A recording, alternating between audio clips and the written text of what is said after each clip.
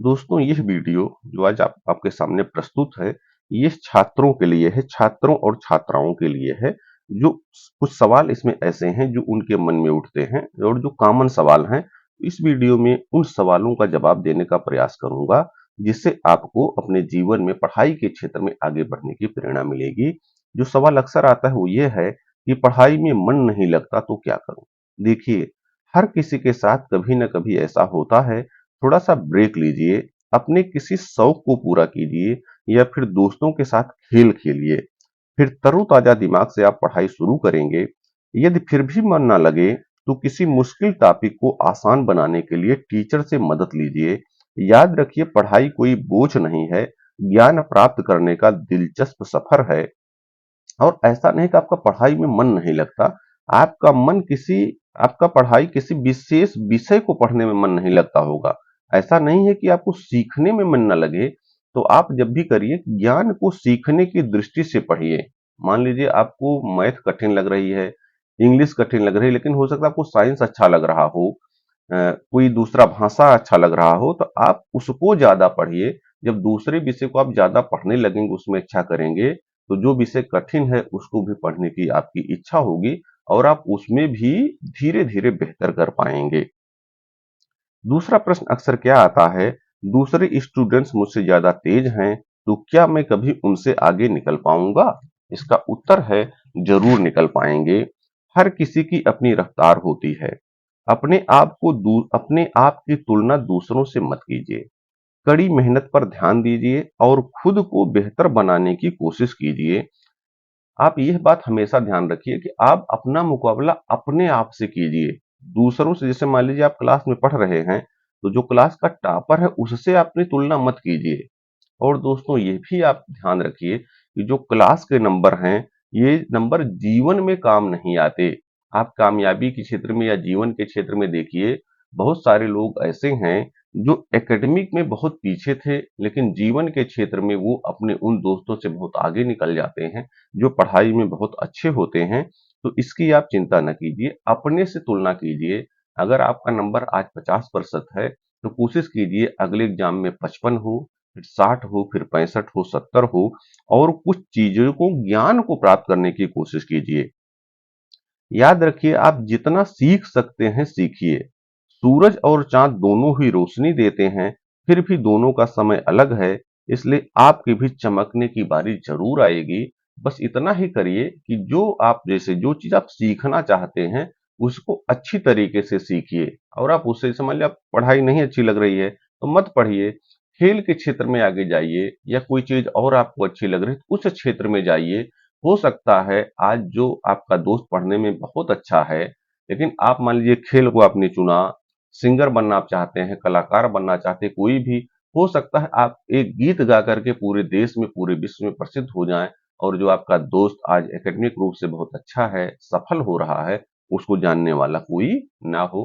तो आपके ये पता नहीं है, इसलिए आप अपनी तुलना किसी से कभी मत कीजिए।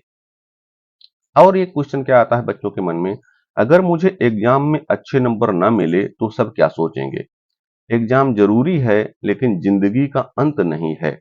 अगर एक बार नंबर अच्छे नहीं आए तो ये दुनिया खत्म नहीं हो जाएगी। आपको अभी पहले भी बता चुके हैं कि नंबर जीवन में आगे बढ़ने की गारंटी नहीं है।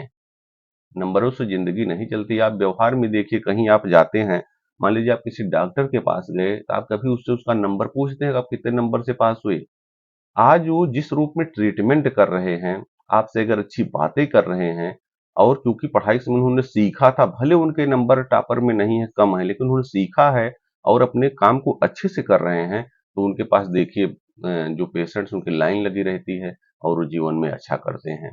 ऐसे आप किसी भी क्षेत्र में चले जाइए, मान लो प्रशासन में भी कोई एक टॉपर होता है, बाकी तो सब नीचे ही रहते हैं। टॉपर तो 10 ही होते हैं, उन्हीं का नाम सबको पता चलता है।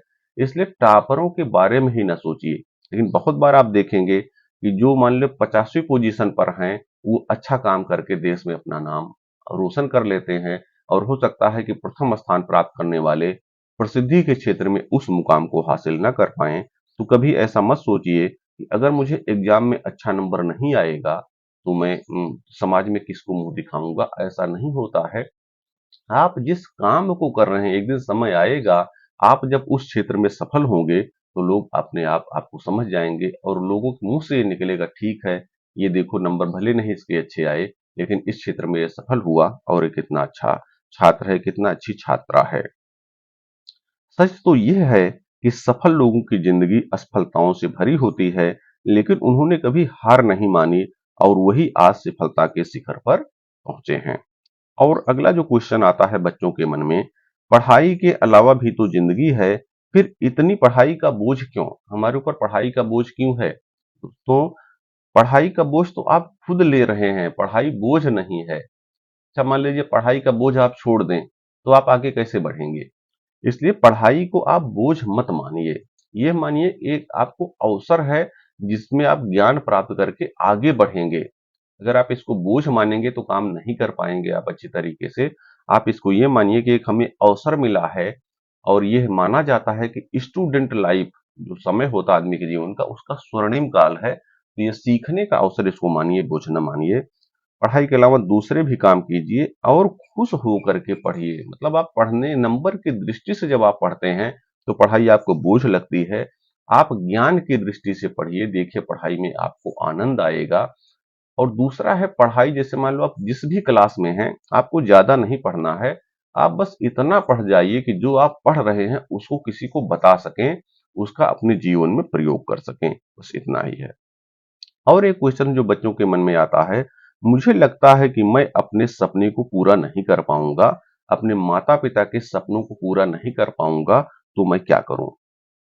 हर सपना पूरा करने लायक होता है, बस जरूरी है ठोस कदम उठाने की। देखिए सपने पे चर्चा हो गई है, हमारे बहुत सारे वीडियोज हम बता दिए हैं। सपना आप माता पिता के अनुसार न देखिए, सपना आप अपने हिसाब से देखिए। अगर आपके पापा या मम्मी कुछ आपको कह रहे हैं ये करना है, आपके अंदर काबिलियत है, तो आप जरूर उनके सपनों को पूरा करने की कोशिश कीजिए। और नहीं तो आप उनसे बात कीजिए और उनको बताइए कि मैं इस क्षेत्र में जाना चाहता हूँ, मेरा सपना ये है। तो मुझे लगता है कि आपके माता-पिता कभी आपको मना नहीं करेंगे और उस दिशा में ले जाएँगे। प्यारे बच्चों, क्या है दोस्तों, यह है, समस्या यह है कि हमारे यहाँ हम लोग क्या सोचते हैं कि सिर्फ पढ़ाई के क्षेत्र में ही हमें आगे जाना है। यहीं पर कहीं न कहीं थोड़ा-सा मामला गड़बड़ होता है। माता-पिता सब लोग यही चाहते हैं कि बच्चा पढ़ाई में अच्छा नंबर पाए, तो कहीं न कहीं यहाँ पर हमको सोचने की आवश्यकता है। जो लोग सफल हुए हैं, थोड़ा उनकी ज़िंदगी में देखिए, जैसे मान लीजिए सचिन तेंदुलकर हैं। अब वो अगर पढ़ाई के क्षेत्र में उनके माता-पिता यह कहते कि तुम पढ़ाई ही करो, पढ़ाई के क्षेत्र में तुम्हें आगे जाना है, तो हो सकता है सचिन सचिन तेंदुलकर के रूप में हमारे सामने नहीं होते। उनके पिता जानते थे और उनके मन में भी एक हो सकता कल्पना थी कि मेरा बेटा क्रिकेटर बने, इसलिए उन्होंने छोटी सी उम्र में ही उनको बैट बल्ला पकड़ा दिया और वो देखो उस क्षेत्र में आगे गए। इसलिए पेरेंट्स को भी सोचना है कि बच्चे की इच्छा क्या है, वो किस क्षेत्र में जाना चाहता है, और बच्चों को भी अपनी इच्छा को समझना है, उसी इच्छा के क्षेत्र में अपने सपने बनाने हैं और पूरी शिद्दत से कोशिश करनी है। पूरी उम्मीद है आप उस क्षेत्र में सफलता को अवश्य प्राप्त करेंगे। इसलिए चाहे बिजनेस हो, चाहे खेल हो, चाहे एक्टिंग हो, चाहे पत्रकारिता हो, जिस भी क्षेत्र में आपकी रुचि बन रही है, आप उसी क्षेत्र में प्रयास कीजिए। आपको सफल होने से कोई नहीं रोक पाएगा और आपके मन में ये सपना कभी आएगा ही नहीं कि मैं अपने सपनों को पूरा नहीं कर पाता। तो सपने अगर आपको पूरा करने हैं और आपको और थोड़ी-सी जानने हैं इस बारे में, तो मेरे और वीडियोज़ हैं इस चैनल पर, आप देखिए और आप अपने सपनों की उड़ान को पंख दीजिए। अपने सपनों को छोटे लक्ष्य में बांट लो। हर लक्ष्य को पूरा करने के लिए कड़ी मेहनत करो। रास्ते में मुश्किलें तो आएंगी, लेकिन हिम्मत मत हारिए। याद रखिए, हौसलों की उड़ान ही हमें आसमान से मिलाती है। अपने हौसलों को बुलंद रखिए और अपने सपनों को जरूर पूरा कीजिए। दोस्तों, यदि खैरात में मिलती कामयाबी, तो हर कोई कामयाब होता। फिर न जरूरत होती किसी हुनर की और न ही कोई लाजवाब होता। इसलिए अगर लाजवाब बनना है जीवन में, तो आपको मेहनत करना ही होगा। क्षेत्र कोई भी हो, वो आपको चुनना है अपनी रुचियों के अनुसार। रुचि कैसे चुनेंगे, इसके बारे में भी आपको बता दिए हैं। इसलिए अपनी रुचियों पर ध्यान दीजिए। रुचि वह है जिसको करने में आपको थकावट नहीं आए और आप बराबर उस काम को करते रहें। तो आप उसको पहचान जाएंगे और जब आप अपनी रुचियों को पहचान लेंगे, तो उसी रुचि से संबंधित सोचिए मैं क्या कर सकता हूँ।